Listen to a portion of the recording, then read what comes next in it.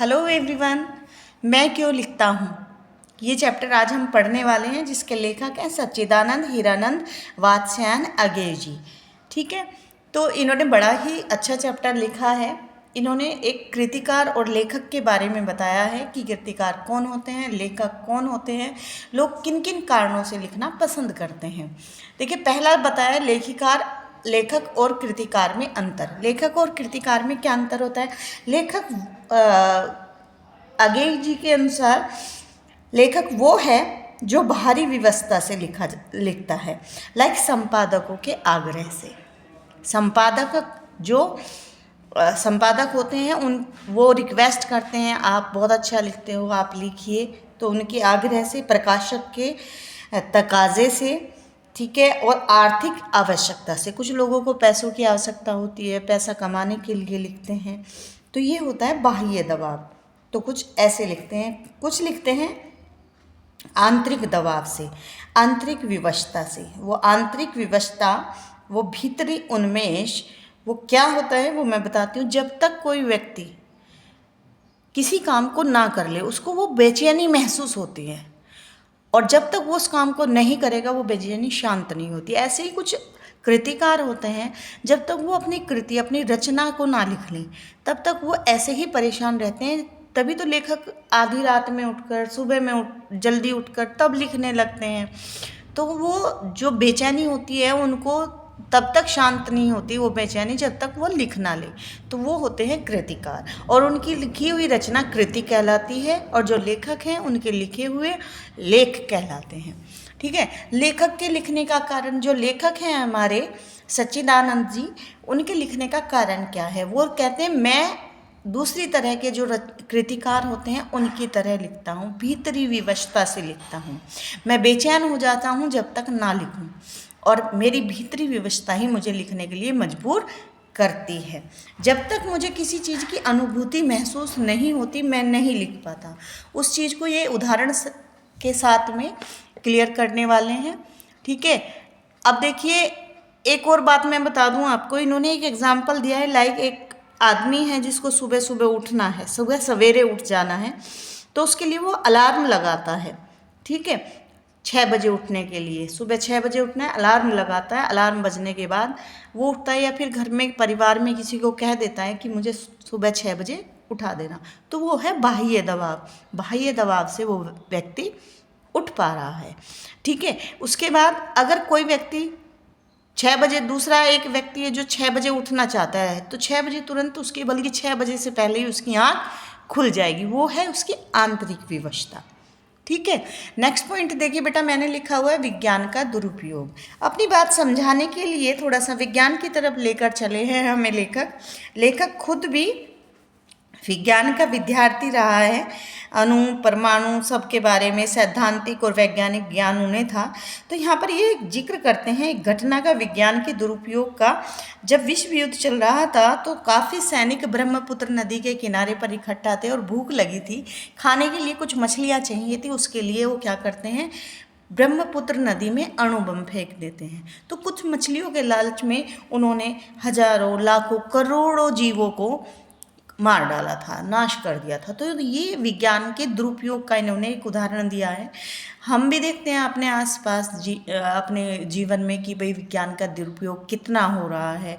लोग जो हथियार हैं वो अपनी सुरक्षा के लिए बनाए थे, लेकिन वो दूसरों पर आक्रमण करने के लिए उनका प्रयोग कर रहे हैं। या फिर सोनोग्राफी जैसी मशीन ले लीजिए आप, उस मशीन का निर्माण क्यों हुआ था, इसलिए कि गर्भ में पलते हुए बच्चे की ग्रोथ जानी जाए, उसका विकास कितना हो रहा है, या फिर वो उसके अंग शरीर के सही हैं या नहीं। लोग उसको लिंग जांच करने में यूज़ करने लगे, लड़का है या लड़की उसको पता लगाने में करने लगे, तो इस पर बैन लगा दिया गया था। ठीक है, तो ऐसे ही विज्ञान के बहुत क्षेत्रों में दुरुपयोग हो रहे हैं।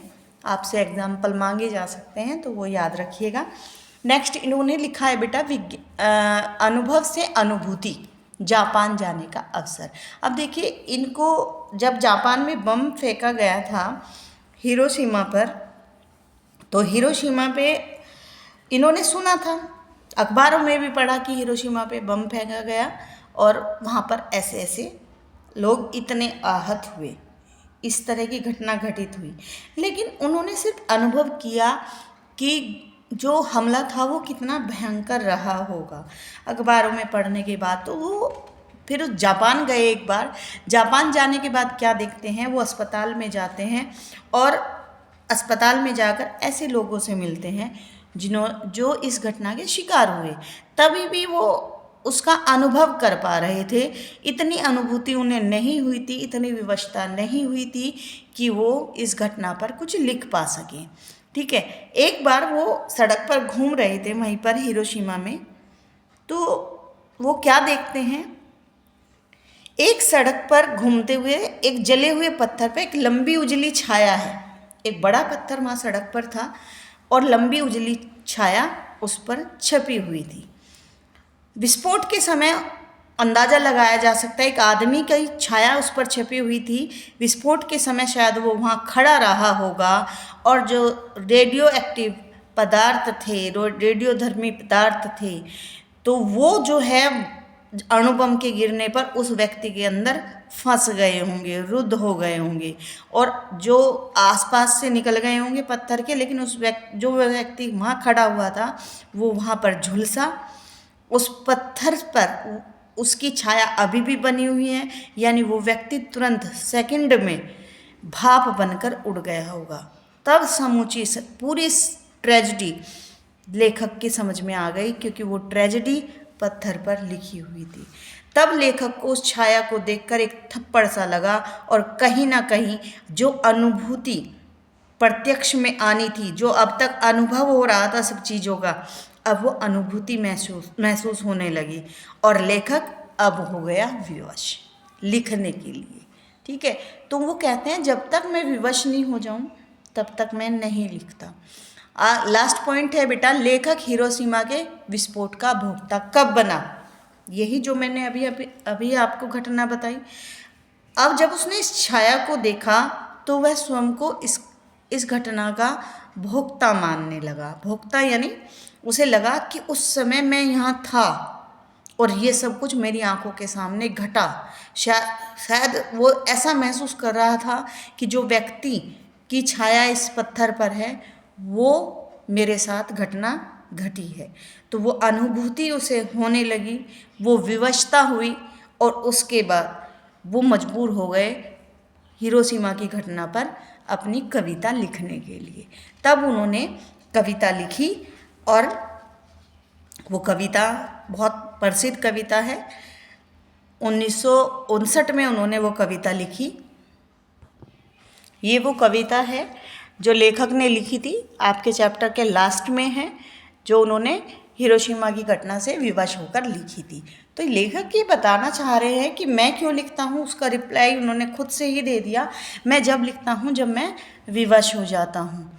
जैसे कि कुछ छात्र होते हैं, उनके मम्मी पापा उनको पढ़ने के लिए कहते हैं, उनके टीचर उनको पढ़ने के लिए कहते हैं, और या फिर आर्थिक तंगी के कारण, किसी मजबूरी के कारण वो बच्चे पढ़ते हैं, तो वो हो जाता है एक तरह से उनका बाह्य दबाव। और जो बच्चे अपनी मर्जी से पढ़ते हैं उनको वो बेचैन हो जाते हैं, विवश हो जाते हैं जब तक वो 4 घंटे की पढ़ाई ना करें, उनको नींद ही नहीं आती, तो वो होती है आंतरिक विवशता। तो ऐसे ही लेखक अपनी आंतरिक विवशता के कारण लिखते थे। तो चैप्टर शुरू हुआ यहाँ से, मैं क्यों लिखता हूँ, और ख़त्म हुआ मैं इसलिए लिखता हूँ। ओके, आई होप आप लोगों को ये चैप्टर क्लियर हो गया होगा और समझ में आ जाए तो शेयर करिए बेटा, लाइक करिए और चैनल को सब्सक्राइब करना ना भूलिए। Thank you.